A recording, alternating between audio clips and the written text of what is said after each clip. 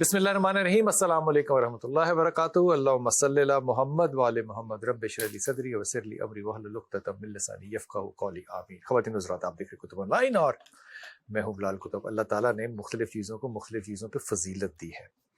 दिनों को दिनों पे फजीलत है, महीनों को महीनों पे फजीलत है, और फिर कुछ ऐसे साल गुजरे जैसे कि रसूल पाक सल्लल्लाहु अलैहि वसल्लम पे गम का साल जो था वो गुजरा। आज का जो वक्त है, आज का जो लम्हा है, मुझे लगता है कि ये भी एक फजीलत का ऐसा लम्हा है, क्योंकि इसकी दो वजूहात हैं। एक तो शबान का महीना है, वो उसकी वजह है, लेकिन दूसरा जिस महफिल में हमारे फसी भाई बैठे हैं, फसी भाई अस्सलाम वालेकुम। वालेकुम सलाम। वो महफिल जो है वो कैसी बरकत वाली होगी, इसका इल्म जो है ये आपको प्रोग्राम के दरमियान में होगा। फिर ऐसी महफिल जिसमें कि फसी भाई तो हों, लेकिन साथ उनके साहबजादे ज़ैन बेटा भी हो। अस्सलाम वालेकुम ज़ैन, खैरियत से हैं आप? और जनाब रागिब नईमी भाई अगर ना हो तो फिर शबान पे बात करने का कोई मतलब ही नहीं है। रागिब भाई अस्सलाम वालेकुम, खैरियत से हैं? रागिब भाई, शबान के महीने की बहुत सी फजीलतें हैं। बहुत सी फजीलतों में देखिए कि हैप्पी बर्थडे स्किन की सैयदा ज़ैनब सलामुल्लाह अलैह जो है उनकी विलादत का दिन है, हज़रत ज़ैनुल आबिदीन की विलादत का दिन है, इमाम हुसैन की विलादत का ये महीना है। फिर इसमें इमाम 12वें इमाम जो हैं उनकी विलादत जो है वो भी शाबान के अंदर होती है। इसमें एक बहुत बड़ी जो हस्ती है, वाक़या है, वो किबले की तहवील का है। वो भी यही महीना था जिसमें कि किबला तहवील हुआ, और उसमें जो यहूदी हैं उनका बहुत बड़ा शाजी इम्तहान था। वो जो नए नए यहूदी मुसलमान हुए हैं, जब उनको कहा जाए कि बैतुल मक़दस से अपना चेहरा जो है वो मोड़ लो और वो उस तरफ काबे की तरफ चले, तो उनके तो ईमान का बहुत बड़ा ये इम्तहान था। फिर इसमें एक बदर सानी थी, वो भी हुई। एक बड़ा बरकतों वाला महीना है, लेकिन इसमें एक बहुत बड़ी बरकत जो है वो शब बारात की भी है। ये जो शब बारात है, डॉक्टर साहब, इस पे ज़रा तफसील फरमाइए। शब बारात हमारा ख्याल है कि आज हिसाब किताब होगा या वाकई है ऐसा? बिस्मिल्लाहिर्रहमानिर्रहीम। देखिए, जो शब बारात है ये दो अल्फाज का मुरक्कब है। शब फ़ारसी ज़बान में रात को कहते हैं, और बारात अरबी ज़बान का लफ्ज़ है जिसका माना है निजात। तो असल में ये लैलतुल बरा है।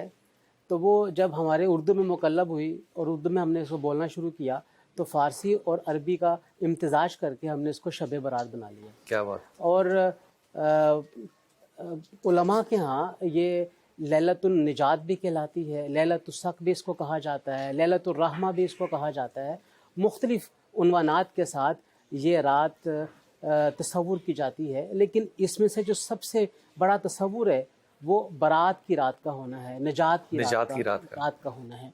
इसके पीछे नबी करीम सल्लल्लाहु अलैहि वसल्लम की अहादीस मुबारक हैं, जो कि इमाम अब्दुर रज़्ज़ाक़ ने मुसन्नफ़ में, इमाम इब्न माजा ने अपनी सुनन के अंदर, और उसके साथ साथ इमाम तिरमिज़ी ने अपनी अल-जामे के अंदर इसको ज़िक्र किया है। मुख्तलिफ़ रवायात हैं जिसको अगर हम एक जगह के ऊपर जमा करना चाहें तो उसका ख़ुलासा ये निकलता है।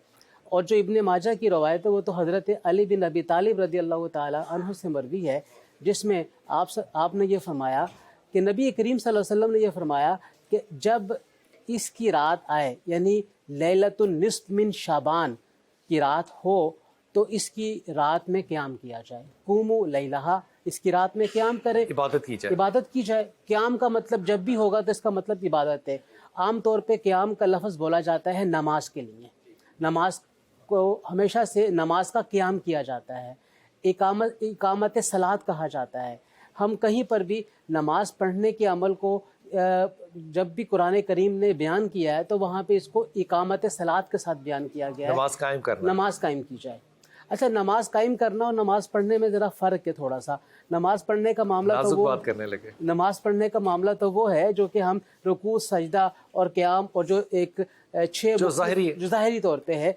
और अकामत सलात का माना यह है कि नमाज जिस मकसद के लिए है वो इंसान के वजूद पर उसका इजहार भी होना चाहिए। जिस मकसद के लिए नमाज अल्लाह वाहदहू ला शरीक की तरफ से उतारी गई है, वो फिर इंसान के वजूद, मुसलमान के वजूद से उसका इजहार भी हो कि वो तमाम के तमाम, जैसे कुरान करीम में कहा गया, इन्न सलाता तन्हा अनिल फ़हशाई वल मुनकर, कि नमाज रोकती है फुहश उमूर से और मुनकरात से। अगर नमाज पढ़ने वाला अपने आप को फुहश कलामी से और फुहश गोई से नहीं बचा रहा है तो नमाज कायम ना हुई। نماز ادا تو کر دی اس نے لیکن وہ قائم نہ نماز ہوئی۔ قائم نہیں کیا ہوئی۔ خوبصورت بات کی شاہ جی، میں ایمانداری سے اپنے عقیدے کی بات کر رہا ہوں آپ لوگوں سے. میرا تو یہ ماننا ہے کہ جو نعت ہے نا یہ عبادت کا حصہ ہے، بے شک. کیونکہ میں تو اللہ کے قرآن کی ہر آیت کو بھی نعت ایک سمجھتا ہوں جو اللہ کی طرف سے پیش کی گئی. اب صورت یہ ہے کہ نعت پڑھنے والے ہمارے ہاں جو ہے وہ بڑے ایسے چیدہ لوگ ہیں جن کی کہ سلیکشن بھی جو ہے وہ بڑی سوالیہ انداز اٹھاتی ہے. لکھنے والے جو ہیں وہ بھی میری طرح کے کچھ لوگ ہیں. مجھے دو چیزوں کی نا آپ سے بڑی قدر ہے. ایک یہ کہ آپ کے والد صاحب نے، آپ نے شاید ان کی والد صاحب کی کتاب پڑھی نعتوں کی اور حمد کی، یقین کیجئے کہ وہ کتاب آپ کامتے ہاتھوں سے پڑھتے ہیں. وہ ہر ایک مصرع جو ہے وہ لگتا ہے کہ واقعی اترا ہوا مصرع ہے. لیکن آپ نے بھی اپنے والد صاحب کا جو لکھنے کا حق ہے نا وہ ادا کیا ہے پڑھنے کے اندر. دعائیں ہیں میرے ساتھ. ان کی دعائیں آپ کے پیچھے. آپ نے نعت پڑھنی کس عمر میں شروع کی؟ بلال بھائی میں نے پہلی نعت پڑھی ہے 5 سال کی عمر. اللہ اکبر. اچھا. ہمارے جامع بغدادی مسجد ماڈرن کوارٹرز کراچی میں عید میلاد النبی صلی اللہ علیہ وسلم کی محفل ہوتی تھی 12 ربیع الاول کو، اس میں نے پہلی نعت پڑھی. واہ واہ. آپ نے اپنے والد کی نعتوں سے متاثر ہو کے پڑھنی شروع کی یا بس ایسے ہی ذوق بھی تھا؟ ذوق تو تھا لیکن پریشر بھی تھا، کیونکہ یہ پڑھنا ہے. نعت خوانی کا جو سلسلہ ہے یہ جاری رہنا چاہیے. جدی پشتی ملا ہے. میرے پردادا بھی ایک نعت گو شاعر تھے ماشاءاللہ اور عالم دین تھے، تو بس ایک ایسا پریشر تھا کہ پڑھنا ہے پڑھنا ہے. میں نے بھی 5 سال کی عمر میں ہی پڑھنا سٹارٹ کیا. اور مجھے یاد ہے کہ جب میں 5 سال کا تھا اور میں پڑھنے جا رہا تھا تو پپا مائک پہ آ گئے تھے. اچھا. کہ میں شاید یہ کنفیوز ہو جائے، ڈر جائے. ایک اور پریشر. ہاں نہیں، تو میں نے پپا کو منع کر دیا تھا کہ آپ مت آئیں، میں اکیلے پڑھ لوں گا. واہ واہ. تو بس الحمدللہ کانفیڈنس ہے اس کے اندر. دادا کی نعتیں پڑھتے ہیں؟ میں زیادہ تر دادا کی نعتیں پڑھتا زیادہ تر ہوں. دادا. زیادہ تر دادا کی نعتیں. شاہ جی جب آپ سلیکٹ کرتے ہیں نعت پڑھنا تو کیا موضوع کیا رکھتے ہیں ذہن میں؟ بلال بھائی مجھے ایک کلام اپیل میری ذات پہ کرے گا نا تو مجھے یقین ہوتا ہے کہ میں جب اس کو پرفارم کروں گا، اس کی ادائیگی کروں گا، تو جب میرے اوپر یہ اثر ہو رہا ہے تو میرے سننے والوں پر بھی اس کا اثر ہوگا. کیا مجھے حکم ہے اذان لا الہ الا اللہ. شاہ جی پڑھتے ہوئے کیفیت بدلتی ہے؟ ہاں کئی دفعہ بدلتی ہے، اور بعض اوقات تو خود پہ کنٹرول نہیں رہتا، ایسی کیفیت بدلتی ہے. تو کیسے اتنے سارے لوگوں میں کیسے اپنے آپ کو پھر مینٹین کیسے کر لیتے ہیں؟ پھر میں یہ سوچتا ہوں کہ میں کسی کو سنانے آیا ہوں، اور جب میں حضور کو اپنے طور پر سناتا ہوں تو پھر وہ میرا اور حضور کا معاملہ ہے. کیا خوبصورت بات، کیا خوبصورت بات. واہ واہ واہ واہ. یہ آپ نے بزرگوں والی بات کی. حضور ایک نعت کی یہ مثال کے طور پہ اقبال کو پڑھنا مشکل ہے، اقبال سمجھ میں کم آتا ہے، لیکن اساتذہ ہمیں ذہن بتاتے تھے کہ جب اچھا پڑھنے والا وہ ہوتا ہے کہ جب وہ کلام پڑھ رہا ہو تو نہ سمجھنے والے کو بھی وہ سمجھ میں آ جائے. ہاں سبحان اللہ. تو مشکل کلام تھا لیکن آپ نے جس انداز سے پڑھا وہ انداز جو ہے وہ دل میں اترا. عام طور پہ لوگ جو ہیں وہ سر کا خیال کم رکھتے ہیں. میرے خیال میں بے سرے کو نعت پڑھنی نہیں چاہیے. ویسے تو محبت ہے، جو جس کا جی چاہے میری وہ پڑھے، لیکن اتنا اٹھا کے پڑھنا. دیکھیے اقبال بلال بھائی یہ سب اللہ تبارک و تعالیٰ کا خاص کرم ہے، نبی کریم صلی اللہ علیہ وسلم کی نظر عنایت ہے. میرے والد صاحب نے میری تربیت کی ہے، اور میں اگر اقبال کو بھی پڑھتا ہوں تو میرے ابا جی رحمۃ اللہ علیہ نے اقبال کو بہت پڑھا ہے، تو انہی کی صحبت میں نے اقبال کو بھی پڑھا. انہی کی صحبت میں نے دیگر بزرگوں کو پڑھا، جس میں مولانا روم کو میں نے پڑھا الحمدللہ، سلطان باہو کو پڑھا، حضرت میاں محمد بخش کو پڑھا. تو یہ میرے ابا جی رحمۃ اللہ علیہ نے مجھے ان بزرگوں کے کلام سے آشنائی عطا فرمائی.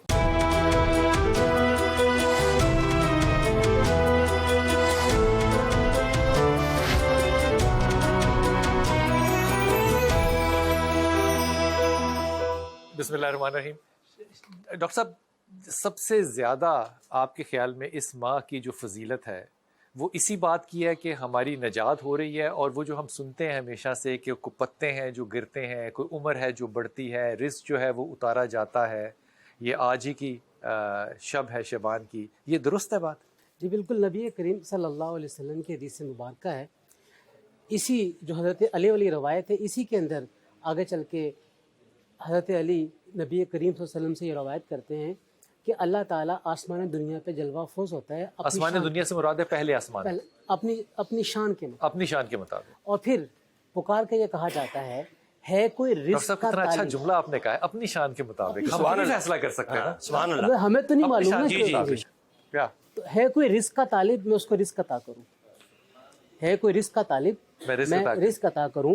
ہے کوئی مغفرت کا تعلق، میں اس کے گناہوں کو معاف کر دوں، ہائے ہائے ہائے، اور ہے کوئی یہ اللہ کہہ رہے ہیں۔ اللہ فرما رہا ہے یہ، اور نبی کریم صلی اللہ علیہ وسلم کی زبان اقدس سے یہ بات بتائی جا رہی ہے، اور ہے کوئی مصیبت میں مبتلا کہ میں اسے عافیت عطا کر دوں، واہ، اور یہ اس طرح کا اللہ تعالیٰ کی طرف سے گفتگو اور بات یہ صبح تک چلتی رہتی ہے، یعنی طلوع فجر تک ہوتی رہتی ہے۔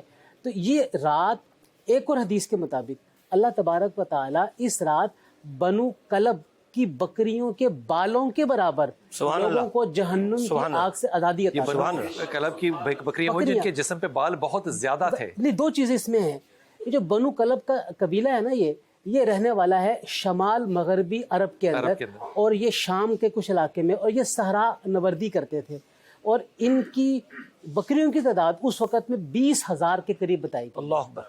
تو 20,000 بکریاں کسی اور قبیلے کے پاس اس وقت میں نہیں تھیں۔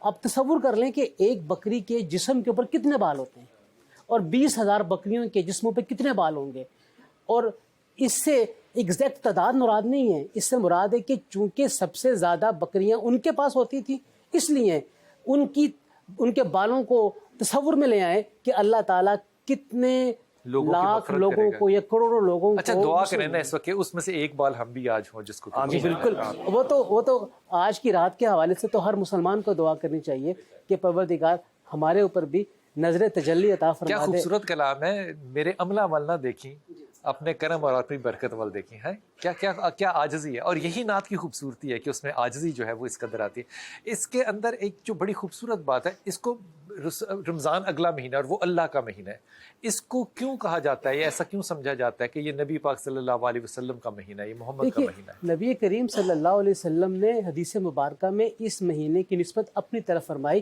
اور آنے والے مہینے کی نسبت اللہ تعالیٰ کی طرف۔ دیکھیے یہ بھی قول رسول ہوا۔ جی، جب تک ہم نبی کے مقام کو تصور میں نہیں لے کے آئیں گے، کیا کہنے، اللہ تعالیٰ کی بات کو کیسے کر سکیں گے؟ سبحان۔ تو پہلے شعبان کے مہینے سے نبی کریم صلی اللہ علیہ وسلم کے ساتھ اپنے تعلق کو جوڑیے، وہ تعلق مضبوط ہو جائے گا تو اللہ سے ماہ رمضان میں خود بخود مضبوط ہو جائے گا۔ اسی لیے علماء یہ کہتے ہیں کہ شعبان کے مہینے میں اس تعلق کو جوڑنے کے لیے کثرت کے ساتھ درود کی عبادت کرنی چاہیے۔ کیا بات ہے، اللہم صلی اللہ محمد وآل محمد۔ ڈاکٹر صاحب، اس کا مطلب یہ ہوا کہ جب تک نسبت رسول جو ہے وہ نہیں جڑتی، وہ جو تعلق خداوند ہے وہ جڑ سکتا ہی نہیں ہے۔ بالکل ایسے ہی، سو یہ نسبتوں کا رشتہ ہے، بے شک بالکل ایسے ہی ہے، نسبتوں کا رشتہ ہے، اس میں تو کوئی دو رائے نہیں۔ دو رائے نہیں ہے۔ دیکھیے، اللہ تعالیٰ کی حقیقت کا ادراک نبی کے ذریعے کے بغیر ہو ہی نہیں سکتا ہے۔ ہم تو خدا بھی وہی جانتے ہیں جو نبی نے بتایا، سبحان اللہ، ہم تو وہی خدا جانتے ہیں۔ سبحان اللہ، ایسے ہی ہے۔ شاہ جی، نعت کو آپ کیسے سمجھتے ہیں؟ نعت تعریف رسول ہے، مدت رسول ہے صلی اللہ علیہ وسلم، نعت کیا ہے؟ بلال بھائی، سب سے بڑا جو مرکز ہے نعت کا وہ تو قرآن ہے۔ اللہ تبارک و تعالیٰ نے جگہ جگہ اپنے حبیب کی نعت پڑھی ہے، تو قرآن کے بعد پھر صحابہ کرام کا طریقہ ہے۔ آپ یہ سمجھ رہے ہوں کہ میری ٹانگیں ہل رہی ہیں، نہیں، میرا جسم مل رہا ہے۔ پھر صحابہ کرام نے حضور کی نعت پڑھی، حضور کے اہل بیت کے عظام کے افراد نے حضور کی نعت پڑھی، اور میں الحمدللہ پوری ذمہ داری کے ساتھ یہ بات کہہ رہا ہوں کہ نبی کریم صلی اللہ علیہ وسلم کو باقاعدہ نعت کا ہدیہ کیا حضرت سیدنا ابو طالب نے۔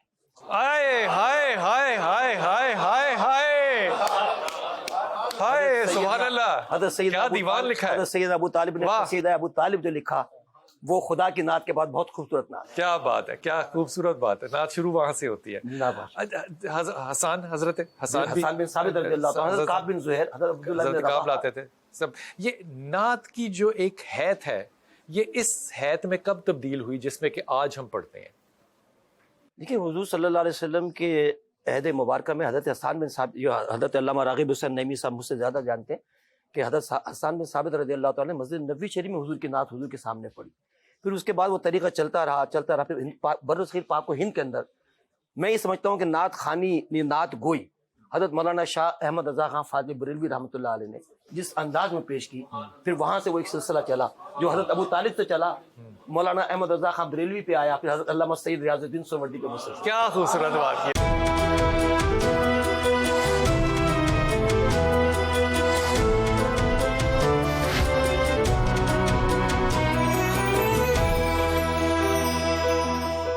بسم اللہ الرحمن الرحیم۔ ایک ڈاکٹر صاحب اگر یہ اجازت دے تو آپ کو بات عرض کروں۔ وہ ایک صحابی تھے نا، رسول پاک صلی اللہ علیہ وسلم نے ان سے کہا کہ جنگ پہ جانا ہے تو سامان باندھو، سب کو تیار کرو اور بھیجو، تو اس نے بھیج دیا سب کو بڑے ادب سے. شاہ جی آپ کی اجازت سے بسم اللہ بسم اللہ. ہدیہ کر رہا ہوں. تو وہ اگلا دن جمعے کا تھا، تو صحابی نے سوچا کہ میں جمعے کی نماز پڑھ کے تو میرے پاس بھی سواری تیز ہے. آپ نے سوچا تھا اپنے دل میں کہ ابو بکر سے میں سواری لوں گا تو صدیق کی سواری تیز ہے تو میں بھی ساتھ مل جاؤں گا. تو اس نے سارا کام کر دیا. حکم آپ کا یہ تھا کہ لے کر تو چلے جاؤ. اس نے کہا جمعے کا دن ہے نا تو آپ کے ساتھ جمعہ پڑھ کے جاؤں. تو جمعے کو نماز کے بعد جب رسول پاک صلی اللہ علیہ وسلم نے دیکھا تو کہا کہ آپ گئے نہیں. کہا یا رسول اللہ میرے پاس بھی سواری تیز ہے. تو اب رسول کا جملہ جو ہے نا یہ ہے اقتبا. اللہ کے رسول کہتے ہیں کہ جو لوگ کل گئے ان میں اور آپ میں فرق یہ ہے، یہ میں اپنے گمان سے کہہ رہا ہوں لفظوں میں، کہ اگر اللہ تمہیں زمین سے آسمان تک سونے اور چاندی سے بھر دے اور تم یہ سارا سونا اور چاندی خیرات کر دو تو جتنا اجر تمہیں ہوگا وہ جو کل گئے ان کا اجر زیادہ ہے، کیونکہ انہوں نے میری اقتبا کی ہے. یہ جو اقتباء رسول ہے صلی اللہ علیہ وسلم، یہ ڈاکٹر صاحب ہمیں نظر آتی ہے جب اللہ کے رسول جو ہے وہ نماز کے درمیان میں قبلہ بدل لیتے ہیں. کیا کہنے، اور آپ ایک ایک صف کے درمیان میں سے کاٹ کے آگے جا رہے ہیں اور جوں جا رہے ہیں. صحابہ کو آپس میں گفتگو کرنی چاہیے تھی کہ قبلہ تو ادھر ہے. یہ اقتباء جو ہے اس کے پیچھے وہ رسول کی جو دعا ہے جس پہ کہ آیت اتری اللہ کی، اس پہ ذرا توجہ فرمائیے. دیکھیے بڑا اہم واقعہ جس کی طرف آپ نے نشاندہی فرمائی، تحویل قبلہ کا. تحویل قبلہ اور نبی کریم صلی اللہ علیہ وسلم کی آرزو تھی ہاں کہ میں خانہ کعبہ کی طرف منہ کر کے ڈاکٹر نماز صاحب پڑھوں. اللہ کے رسول کی ہو آرزو اور ہمارا ہو جائے وہ قبلہ. کیا کہنے ہے کیا بات. اب دیکھیے، اور جب تک اللہ کا حکم نہیں آیا واہ. نبی کریم صلی اللہ علیہ وسلم بیت المقدس کی طرف قبلہ بنا کے ادھر نماز پڑھتے رہے. اور جیسے ہی حکم آیا نماز کے درمیان میں آیا تو نماز کے درمیان میں ہی اپنے قبلے کو، اور یہ 180 ڈگری کی چینجنگ ہے، اپوزٹ سائڈ ہے. مسجد قبلہ تین ہے نا، مسجد قبلہ تین، یعنی اگر پہلے وہ شمال کی طرف منہ کر کے نماز پڑھ رہے ہیں تو اب جنوب کی طرف منہ کر کے نماز پڑھ رہے ہیں. اور پھر نبی کریم صلی اللہ علیہ وآلہ وسلم نے جب صفوں کو بیچ میں سے چیرتے ہوئے پلی طرف چلے گئے تو جو صحابی جہاں پہ تھا اس نے اپنا رخ تبدیل کر کے نبی کریم صلی اللہ علیہ وسلم کی طرف کر لیا. شاہ جی کیا فضیلت ہے صحابہ کی، سبحان اللہ. اللہ اکبر. کیا فضیلت ہے صحابہ کی. بے شک. کوئی خیال نہیں، کوئی سوال نہیں، کوئی جواب نہیں، کوئی گفتگو نہیں، اور نماز ٹوٹی نہیں. نماز روٹی نہیں. اور یہ عمل کثیر ہے، یہ عمل کثیر ہے. اور عام آدمی کرے گا ہاں ذرا سا بھی دائیں بائیں ہو جائے گا، منہ پھیر دے گا، اس کی نماز تو ختم. نماز آیا ہو گئی. لیکن نبی کریم صلی اللہ علیہ وسلم کی اقتداء میں ہے. اور یہ بات وہی ہے کہ جب جنگ بھی ہوتی ہے تو صحابہ کرام کی خواہش یہی ہوتی تھی کہ ہم نے دوسرے امام کے پیچھے نماز نہیں پڑھنی، ہم نے نبی کریم صلی اللہ علیہ وسلم کے پیچھے ہی نماز پڑھنی ہے.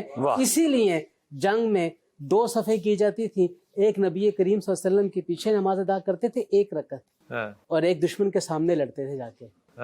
اور پھر جب وہ رکعت پڑھ لیتے تھے تو وہ والے دشمن کے سامنے چلے جاتے تھے، نماز پڑھتے نبی کریم صلی اللہ علیہ وسلم کے پیچھے آ کے نماز پڑھتے تھے کہ صحابہ کرام بھی نبی کریم صلی اللہ علیہ وسلم کے ہوتے ہوئے یہ برداشت نہیں کر سکتے تھے کہ کوئی اور آ کے ہمیں امامت کرے. کیا خوبصورت بات ہے. شاہ جی آپ سید زادے ہیں ماشاء اللہ تعالیٰ. دیکھیں نا یہ تصویر یہ ذرا اپنے ذہن میں لائیے کہ رسول پاک صلی اللہ علیہ وسلم جو ہے وہ ممبر پہ بیٹھے ہیں اور آپ جو خطبہ فرما رہے ہیں وہ شریعت ہی ہے نا. بے شک. وہ جو فرما رہے ہیں وہ شریعت ہے. بے شک. وہ شریعت فرما رہے ہیں اور سامنے سے 2 شہزادے آتے ہیں. واہ واہ واہ واہ سبحان اللہ. تو وہ شہزادے جو ہیں وہ گرے تو نہیں تھے خدا نخواستہ، آپ کو ایسا لگا کہ جیسے، تو آپ نے وہ شریعت کو وہاں پہ ہولڈ کیا، روکا، گئے ان کو اٹھایا، اپنی گود میں بٹھایا اور اللہ سے کیا کہہ کے بات شروع کی کہ اللہ اولاد بڑی آزمائش ہے، اولاد بڑی آزمائش ہے. اللہ اکبر. یہ جو محبت ہے امام حسن اور امام حسین ہے اس کا بھی کوئی جواب تو نہیں. بے شک کوئی جواب. حضور اقدس جب نعت پڑھیں اور منقبت نہ ہو تو دل میں ہول سا نہیں اٹھتا؟ میرا تو نعت خوانی کا جزو لا ینفک ہے منقبت، اور وہ بھی اہل بیت کی منع. کیا خوبصورت بات ہے.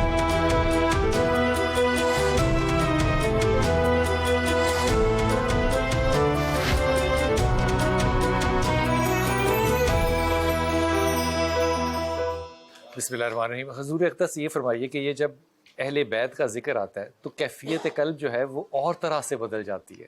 وہ کربلا کا ذکر ہو یا نہ ہو، امام کا نام آتا ہے طبیعت جو ہے وہ یہ جو گداز ہے یہ ذکر محمد اور ذکر اہل بیت میں سب کو محسوس ہوتا ہے. جس کے دل میں محبت کی رمق ہے واہ اس کو تو محسوس ہوگا. کیا کہنے. کیا بات ہے, یہ بات محبت کی ہے. کیا بات ہے, کیا جس بات کے ہے. دل میں یہ جو خاصیت ہے اہل بیت کی, اس پہ ذرا 2 جملے فرمائیے. دیکھیے نبی کریم صلی اللہ علیہ وسلم نے اہل بیت کو اور اپنی عطرت کو اس کشتی کی مانند قرار دیا کہ جس میں تم سوار ہو جاؤ گے تو نجات پا لو گے. یہ وہ کشتی ہے جس میں سوار ہو سبحان جائے اللہ. نجات ہو جائے. اور اس کشتی میں سوار ہو کے جب نجات پانی ہے تو راہ ہدایت ہمیں تاروں نے دکھانی ہے, اور وہ تارے صحابہ کرام کی مانند. بے شک. تو صحابہ کرام تاروں کی مانند ہے کہ جن کی روشنی کے اندر اس کشتی میں بیٹھ کے ہم نے نجات حاصل بے کی. شک انشاءاللہ تعالی. تو یہ دیکھیے کہ کسی بھی صورت میں ہم بائفرکیشن نہیں کر سکتے, ہم جدا نہیں کر سکتے, کسی ایک طرف اپنے آپ کو متوجہ نہیں کر سکتے. ہمیں توجہ دونوں طرف ہی رکھنی پڑے گی, بے شک. صحابہ کی طرف بھی اور اہل بیت کی طرف بھی. حضور اقدس آج کی شب کی کوئی خاص دعائیں ہیں؟ میں نے پہلے عرض کیا, رزق کا طلب, مغفرت کا طلب کیا جانا, عافیت کا مانگے جانا, اور جس کے دل میں جو دعا ہے اپنے پروردگار کے حضور وہ دعا وہ کر لے, ہدیتاً پیش کرے. اور اس کے ساتھ ساتھ دن میں کوشش کرے روزہ رکھنے کی.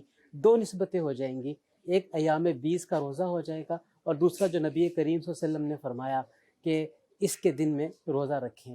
تو دن میں روزہ رکھ لیں اور رات میں اللہ تعالیٰ کی عبادت کریں, اور عبادت میں قیام سب سے اہم ہے, اور شعبان کی نسبت سے درود پاک جتنا پڑھ سکتے ہیں پڑھیں. میری دعا تو یہ ہے کہ جب روز قیامت ہو تو ہم اسی طرح محفل میں ہوں اور نعتیں پڑھتے ہوئے جنت میں داخل ہوں انشاءاللہ تعالی. ڈاکٹر صاحب دعا کروائیے گا. آمین. اللہم صلی علی سیدنا مولانا محمد وعلی آلہ اصحاب سیدنا مولانا محمد وبارک وسلم علیہ. الہ العالمین, آج 15 شعبان میں جو محفل نعت کا انعقاد ہوا, ذکر و اذکار ہوا, حضور کن نور شافع یوم النشور محمد مصطفیٰ صلی اللہ علیہ وآلہ وسلم کی مدح سرائی کی گئی, اہل بیت اطہار کی منقبت پیش کی گئی, تیرے پیارے حبیب محمد مصطفیٰ صلی اللہ علیہ وآلہ وسلم کی احادیث مبارکہ کا خلاصہ پیش کیا. الہ العالمین سب کچھ تیرے دربار گوہر بار میں پیش کرتے ہیں, قبول فرما لے. الہ العالمین ہماری بخشش کا ذریعہ بنا دے. الہ العالمین ہمیں راہ ہدایت پہ چلانے والا بنا دے. الہ العالمین تو ہی ہمارا خالق و مالک ہے, تیری طرف سے ہی ہدایت ہے, اور یہ ہدایت نبی کریم صلی اللہ علیہ وسلم کی سیرت طیبہ پر عمل پیرا ہونے کی صورت میں ہے. ہمیں آپ سرور کائنات صلی اللہ علیہ وعلی آلہ وسلم کی سیرت پاک پہ عمل پیرا ہونے کی توفیق عطا فرما دے. الہ العالمین ماہ شعبان میں ہمیں کثرت کے ساتھ درود پاک بھیجنے کی توفیق عطا فرما دے, کثرت کے ساتھ روزہ رکھنے کی توفیق عطا فرما دے, اور اس ماہ رمضان میں, اس ماہ شعبان میں ہمیں ماہ رمضان کی تیاری کرنے کی توفیق عطا فرما دے. الہ العالمین ماہ شعبان پا لیا, ماہ رمضان تک پہنچا دے, اور ماہ رمضان کے روزوں کے صدقے سے ہماری مغفرت فرما دے. الہ العالمین آج کی اس محفل پاک کو آپ کی بارگاہ میں پیش کرتے ہیں, قبول فرما دے, اور اس کا بہترین اجر اور ثواب ہمیں عطا فرما دے. الہ العالمین جتنے بھی ہماری آج کی اس محفل میں خواتین حضرات شریک ہوئے, الہ العالمین ان کی نیک تمناؤں کو اپنی بارگاہ میں قبول فرما دے. الہ العالمین جو بے روزگار ہیں انہیں حلال روزگار عطا فرما دے, اور جن کے ہاں بیٹے اور بیٹیاں موجود ہیں نیک جگہوں پہ ان کے رشتے فرما دے, اور جو بیمار ہیں انہیں صحت کاملہ اور عاجلہ عطا فرما دے, اور جو مصائب میں مبتلا ہیں الہ العالمین انہیں عافیت عطا فرما دے. وصلی اللہ تعالی علی رسولہ محمد وعلی آلہ واصحابہ اجمعین برحمتک یا ارحم الراحمین. آمین یا رب العالمین. اللہم صلی علی محمد.